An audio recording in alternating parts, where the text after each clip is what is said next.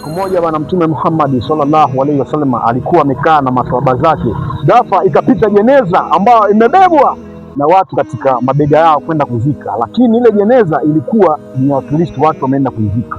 Mtume Muhammad sallallahu alaihi wasallam akanyanyuka kisha kuifuata mazishi.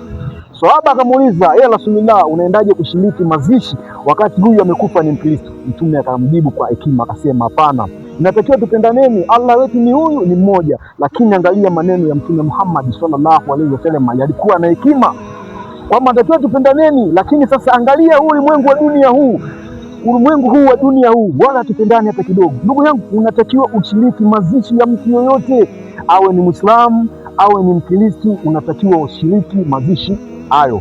Ndugu zangu ni Muislamu, haya unaona hii dunia tunaoishi mimi na wewe, hii ni dunia ndogo sana. Angalia Allah vile ni mkubwa, angalia ukubwa wa Allah. Kuna sayari inaitwa Jupiter, inaingia mara 1300. Hii dunia hii inaingia mara 1300 katika sayari ya Jupiter.